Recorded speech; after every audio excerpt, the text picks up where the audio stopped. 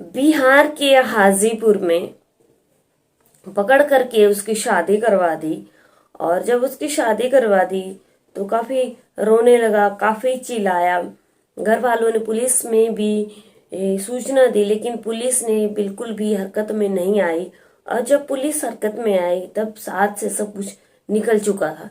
जी हाँ दोस्तों, आदाब, नमस्कार, राधे श्याम।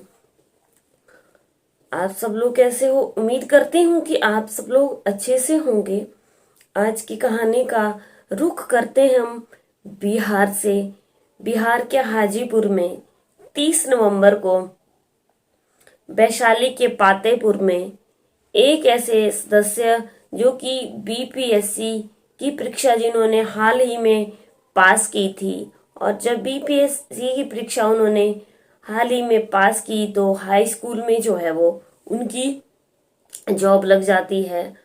परिवार को बहुत खुशी हुई कि उनके बेटे ने बीपीएससी की परीक्षा जो है वो पास कर ली और उनकी अब सरकारी नौकरी लग जाएगी।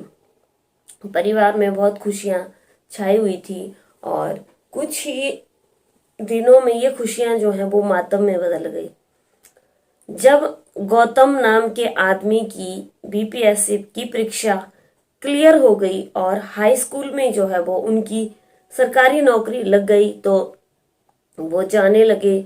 और बता दें कि गौतम के पिता का सर से जो है वो साया उठ चुका है। और उनके बाद जो है वो उनकी एक बहन है जिनकी अभी शादी होने वाली है। तो घर वालों ने, उनके घर वालों को गौतम के ऊपर पूरा विश्वास था, पूरी उम्मीद टिकी हुई थी कि बेटे की सरकारी नौकरी लग गई है। और पिता का सर से साया उठ जाने के बाद जो है वो उनका सिर्फ एक बेटा ही है जो कि घर के सारे कामकाज को संभालेगा और अपनी बहन की शादी करवाएगा। अब कुछ हुआ यूं कि बीते 30 नवंबर को जो है वो उनको स्कूल से जो है वो स्कूल से पढ़ा करके वो आ रहे थे।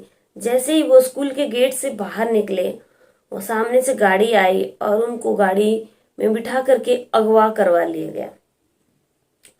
अब उनको गाड़ी में बिठा करके अगवा करवा लिया गया और उनको वहां से ले जाया गया और ले जा करके उनकी वहां से जबरदस्ती एक लड़की के साथ शादी करवा दी गई। बता दें कि बिहार के हाजीपुर में ये जो है वो पकड़ुआ शादी हुई है। पकड़ुआ शादी इसको बोला जाता है, मतलब पकड़ करके जबरदस्ती शादी करवाना। और उनको किडनैप करके गौतम की जबरदस्ती शादी करवा दी गई। वो चिल्लाता रहा, रोता रहा, लेकिन उसकी किसी ने भी बात नहीं सुनी। इसके बाद जब वो घर को वापिस नहीं आया तो घर वालों ने जो है वो पुलिस में इन्फॉर्म किया। पुलिस में इन्फॉर्म करने के बाद पुलिस ने भी कोई ज्यादा सख्ती नहीं दिखाई। पुलिस ने भी कोई अपना ज्यादा रुख उस वक्त नहीं दिखाया। लेकिन जब ये बात सोशल मीडिया पर बाहर आ गई और सब लोग जो है वो पुलिस पे दबाव डालने लगे, उसके बाद जो है पुलिस हरकत में आई और पता चला कि गौतम की जो है वो जबरदस्ती शादी हो गई है। और जब पुलिस बाद में हरकत में आई तो जिस लड़की के साथ गौतम की शादी हुई उसी लड़की के घर वाले जो हैं वो पुलिस स्टेशन के बाहर गाड़ी में बिठा करके शादी करने के बाद गौतम को छोड़ करके वहां से फरार हो गए। गौतम की दादी उर्मिला देवी ने बताया कि पिता का साया सर से उठ जाने के बाद हमें ये उम्मीद थी कि बेटे का जो है वो हम रिश्ता करेंगे और उसकी धूमधाम से जो है वो इसका भाई शादी करेगा। लेकिन हमने कभी भी ऐसा नहीं सोचा था कि इसको जो है वो किडनैप करवा लिया जाएगा और इसकी शादी जबरदस्ती करवा देंगे। घर वालों का रो रो करके बहुत बुरा हाल था।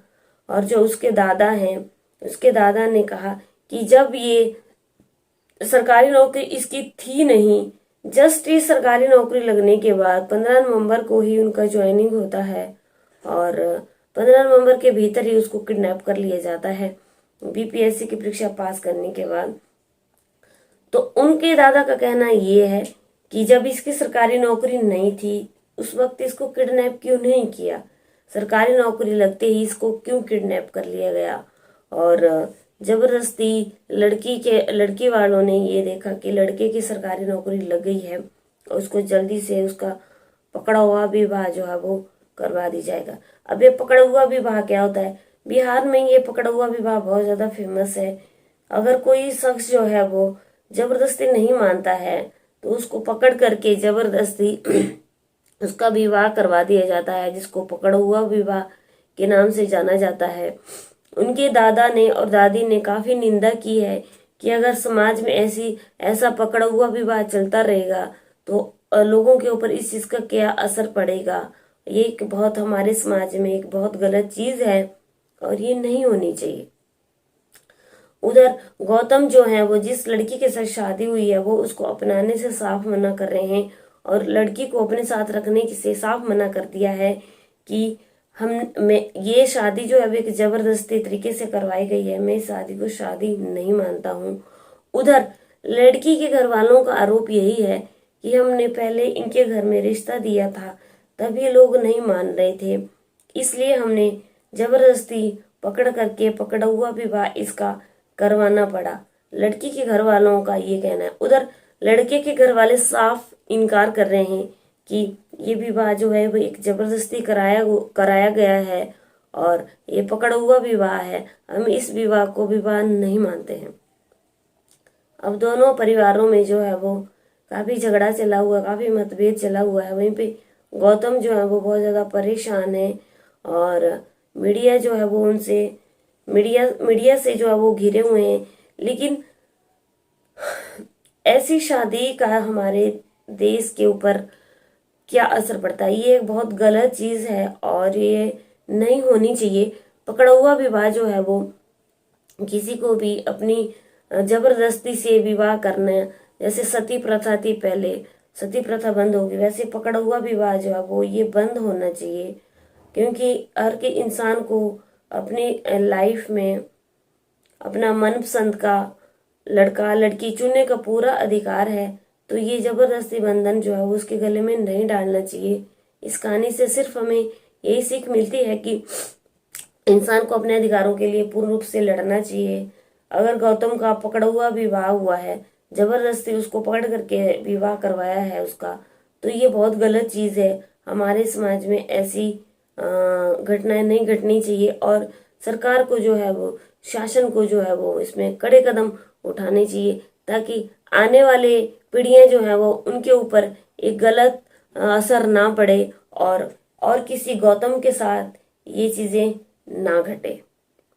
उम्मीद करती हूँ दोस्तों आपको आज की कहानी अच्छी लगी होगी। आज की कहानी थी बिहार के हाजीपुर के में वैशाली के पातेपुर की, जहाँ पे गौतम नाम के शख्स के साथ जो है वो जबरदस्ती उनकी शादी कर दी गई, जिसे पकड़ा हुआ विवाह के नाम से बिहार में जाना जाता है। अगर आपको ऐसी ही कहानियां सुननी है तो मेरे चैनल को सब्सक्राइब कीजिए। मेरे चैनल पे मॉर्निंग में डेली 10 बजे एक नई कहानी सुनने को मिलती है, एक नए अपराध की कहानी सुनने के लिए मिलती है।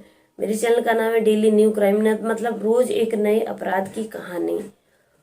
आई होप आपको अच्छा लगा होगा सुनना। अच्छा लगा है, चैनल को सब्सक्राइब नहीं किया सब्सक्राइब कीजिए, बेल बटन को दबा करके ऑल पे क्लिक जरूर कीजिए ताकि आपके पास मेरे हर वीडियो की नोटिफिकेशन मिलती रहे। तो चलिए कल आप लोगों से फिर से मुलाकात होती है, तब तक के लिए जय हिंद जय भारत।